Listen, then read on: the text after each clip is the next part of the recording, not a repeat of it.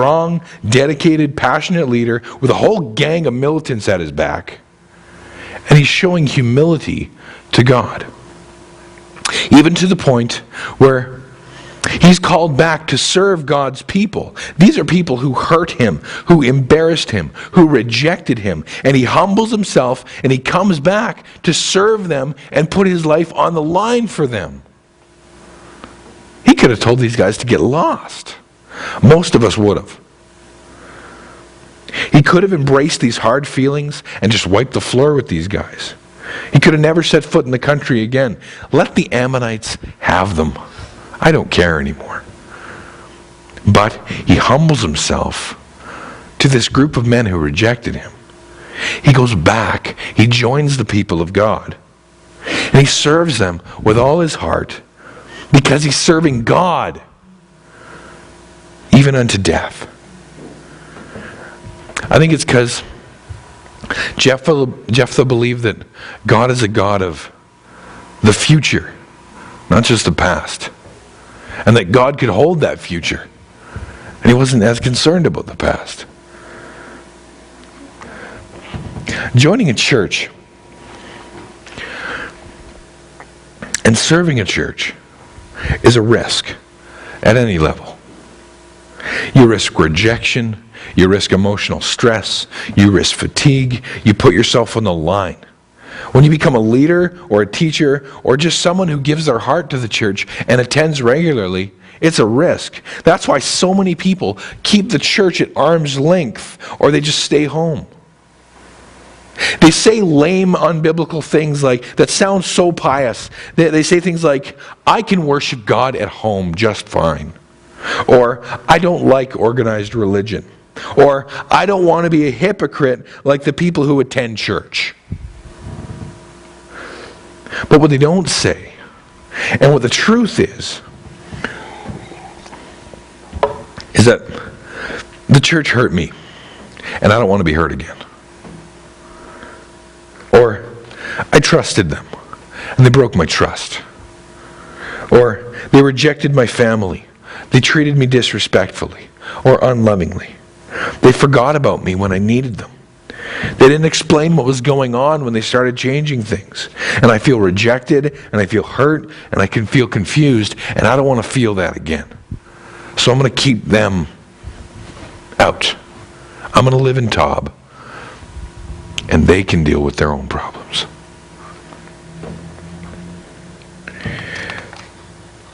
I let them in. I gave them my heart. I found out they were gossiping behind my back. And I'm never going to give them my heart again.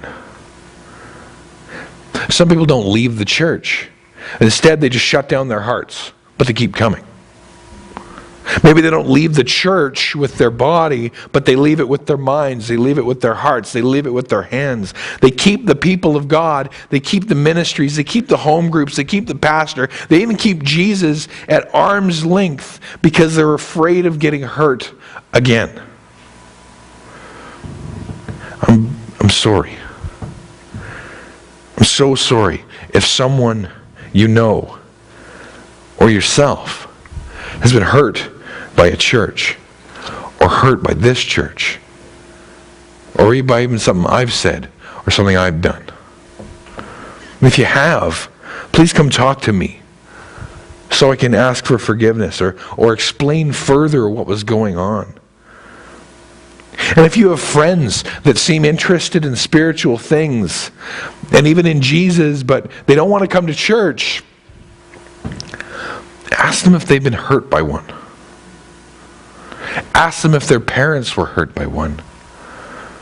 Ask them if they were rejection or no rejection from one. And I'll bet they have. Start with that hurt. And then teach them about the forgiveness that is in Christ.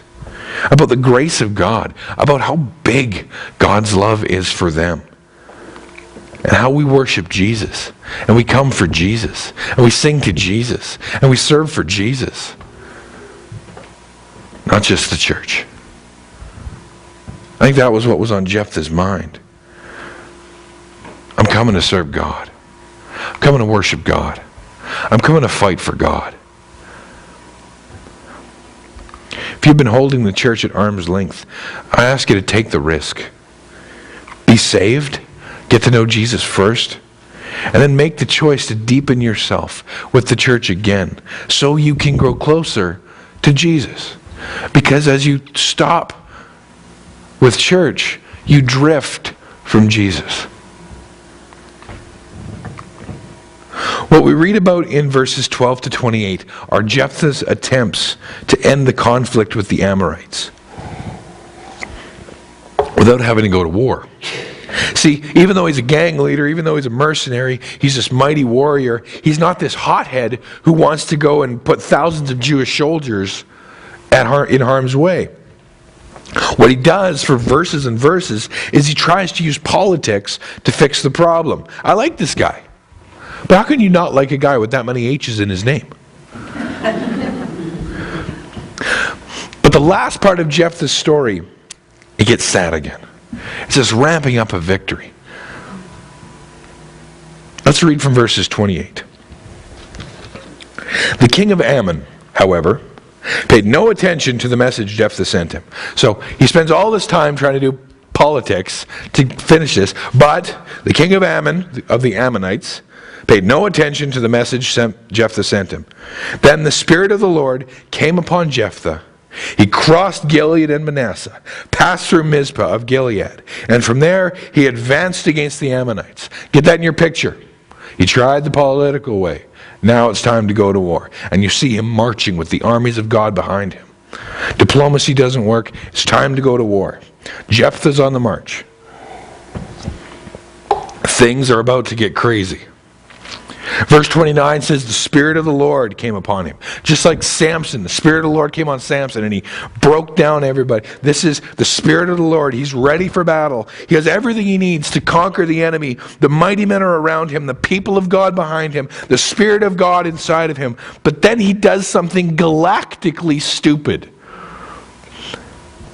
How I wish verses 30 and 31 were not in there. We don't know what he's thinking at this point, but somehow after this huge march, a lot of planning, before he's about to take on this most fierce opponent, something happens inside of his brain. Right before he strikes swords with the enemy, he says something both rash and unnecessary. Now maybe he comes over the hill, he sees the vast armies of the Ammonites, and he thinks, what am I doing here?